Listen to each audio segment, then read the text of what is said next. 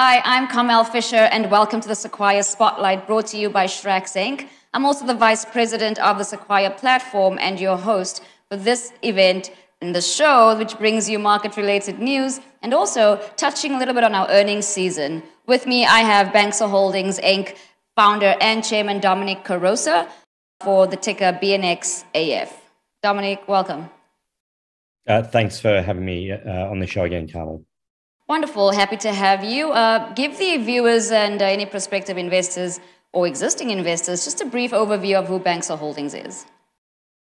The best way to describe Banxa to investors out there is Banxa is like the PayPal of the crypto industry.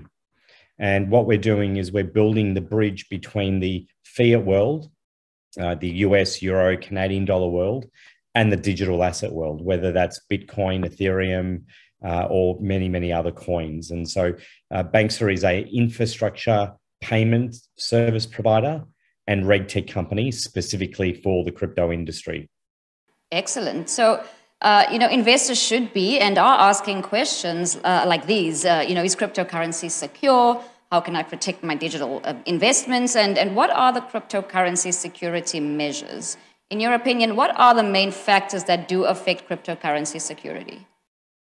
I think let me just take a step back just to give everyone just an insight into, why I originally got involved in the crypto industry.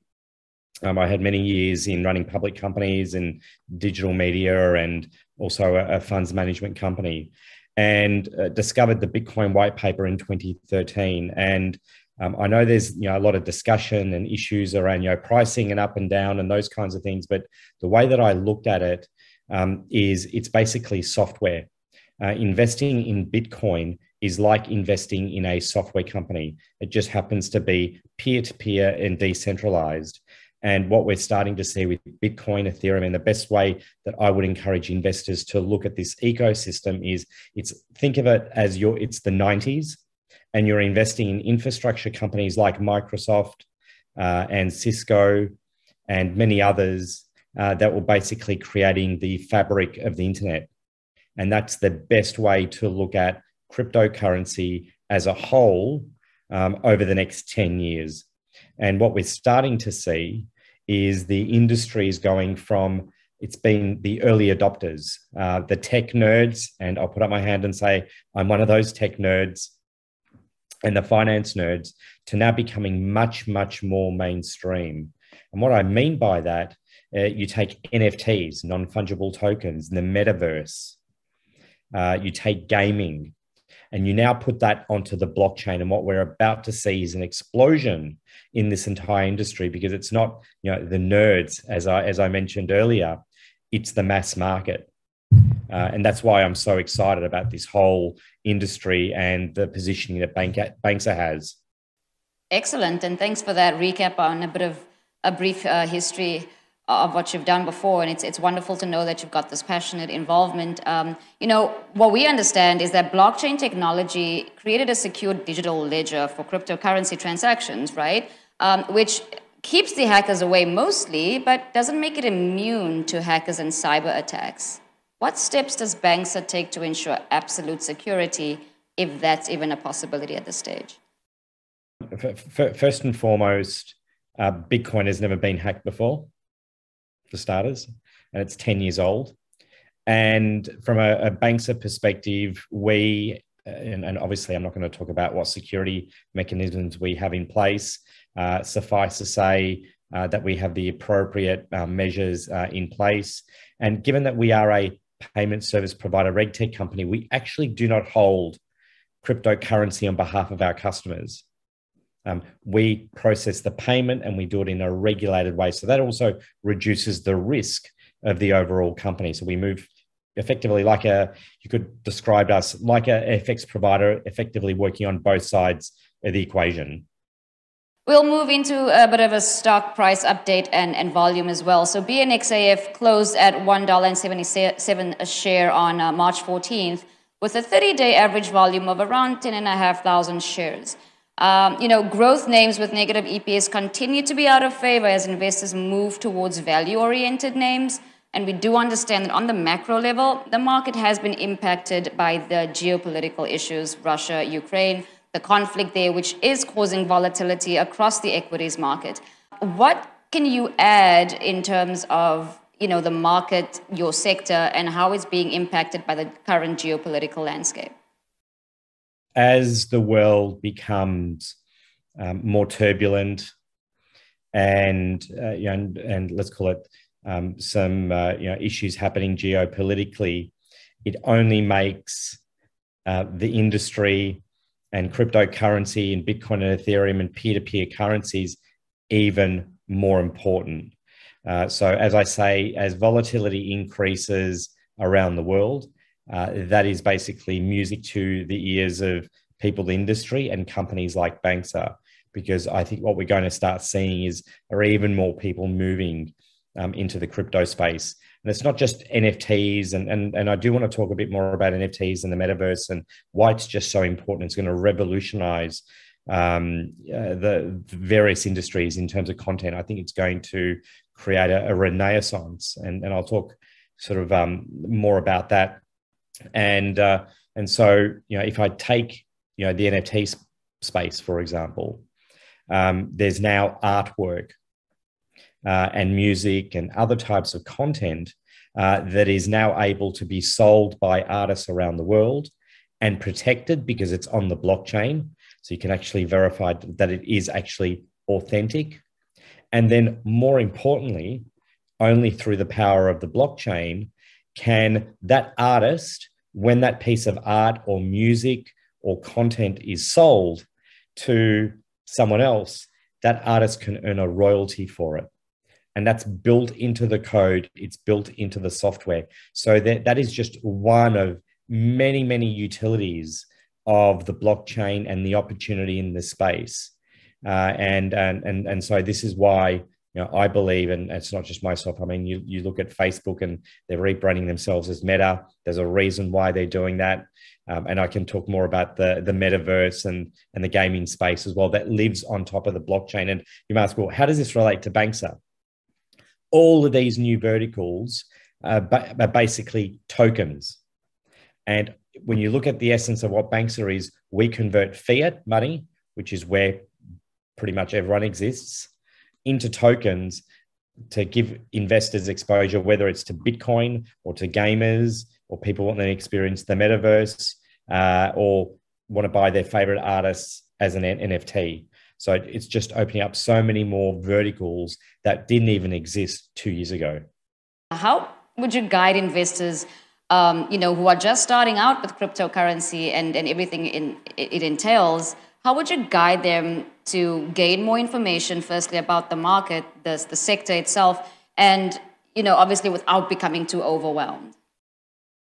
I've been a technology nerd all my life, and even I was overwhelmed when I first discovered Bitcoin and this whole ecosystem. And because it operates 24/7, the level of speed and the sophistication is growing, and it's actually growing faster than the internet did in the 90s and the 2000s. And what I tell investors is just go and download yourself a wallet like the Edge wallet, which is a non-custodial wallet. Learn about keys. Then through Edge, which is one of the Banxa partners, you can buy $500 worth of Bitcoin or Ethereum or Polkadot. So you can actually see how it works, and you can touch it and feel it. And that's what I tell anyone looking to enter the sector. Take a little baby step in. And from an investor's perspective, what Banxa does is give investors exposure to the sector without actually owning the underlying currency, the digital coins or those particular assets, and just being able to do that through what they're typically accustomed to, and that is buying shares on market. And an announcement that we made late last year is that Banxa has already commenced the process to dual list on NASDAQ. We are well through that process.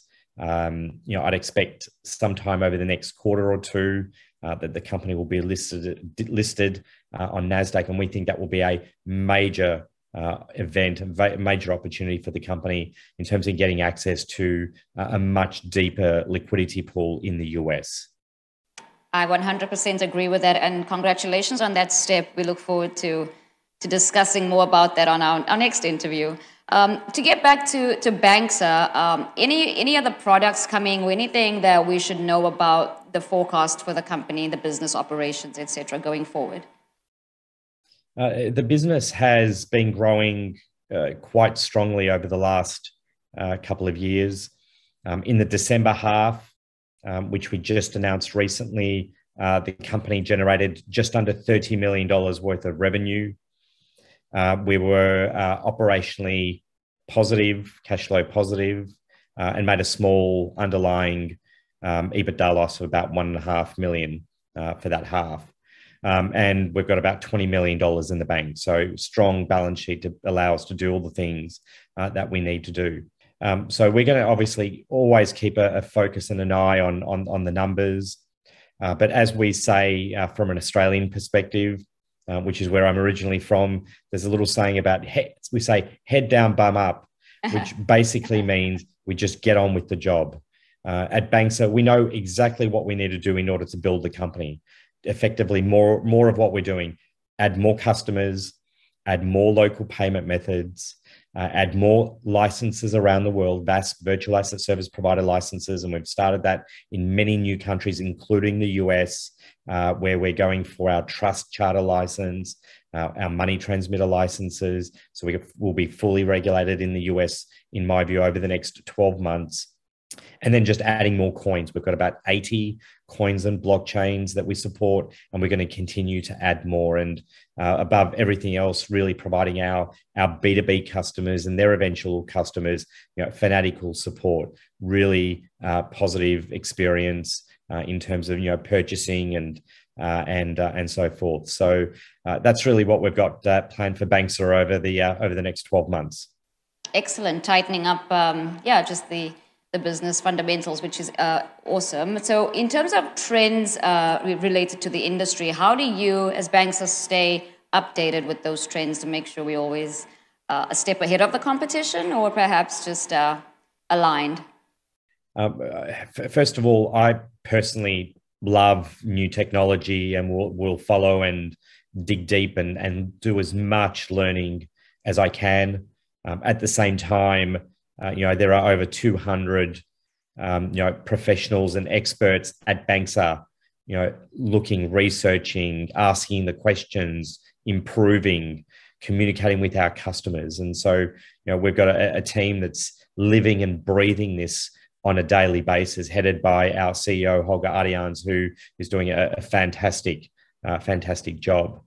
So my view is just really getting involved. And because we are effectively the infrastructure provider, the gateway between the fiat world, where most people and where most money exists, to the digital asset world, we get to see a lot of the new projects even before they've been launched. Because for a project to become popular, whether it's a new coin or new infrastructure provider or new NFT project or metaverse project, they basically need the fiat on-ramps, the ability to go from fiat into a token, because most people exist in the fiat world today. So you mentioned that you would want to add more light on the metaverse and all the developments on that front. Please, now would be the time. There are a number of different metaverses that have been created on the blockchain. I know Facebook as an organization is moving down the metaverse space, and they're doing it in a centralized environment, effectively owned by a company. But there are effectively the same things, Decentraland, Sandbox, which are two metaverses, which are all living and breathing on the blockchain. I mentioned right at the start, in terms of this space, the way to look at this space and the different coins is like investing into different companies. And so the ability to walk into the metaverse, which is basically a virtual reality environment, whether just on your laptop, your phone, or with the VR goggles, which I know Facebook is very much investing into as well, being able to conduct meetings, commerce, interact with friends, So in effect, I think everyone wishes they had the metaverse and all the technology ready when we were all locked down a couple of years ago with COVID. So that kind of technology is here and now. It's continuing to evolve. And frankly, I think we've still got another 20 years of growth in regards to this whole sector, because you've got to remember the internet is about 30 years old. The blockchain and this whole ecosystem is only about 10 years old. So just, you've got to sometimes think back, how was the internet basically 20 years ago? And that will tell you where we are from a blockchain infrastructure perspective. Excellent. Can you provide a little bit of guidance perhaps for 2022, and perhaps also touch on what the short-term goals would be for Banxa coming up? We haven't provided any forecasts to the market. However, there are a number of research reports available on our website and also generally in the marketplace. I believe that Lake Street and H.C. Wainwright out of the US have released research reports on the company. So I'd encourage investors to go to the Lake Street or the H.C. Wainwright websites to look at that particular information, or you can get some other on the Banxa.com website. And really, from a Banxa perspective, it's continue to build out our TTV, our total transaction value. To date, we've done well over $1 billion of transaction value, which is up over 500% year on year. We expect that trend to generally continue. And then adding more coins, more licenses, and just building out more capabilities with our customers. We have about 100 business-to-business customers to date, and the opportunity is in the thousands. So we're really just starting and scratching the surface, in my view. Excellent. Okay, so we're just about to wrap up the conversation. I want you to please give myself, the viewers, and any potential investors 3 key takeaways from this conversation. Banxa operates in a high growth environment, and we are in effect growing as fast, if not faster, than the marketplace.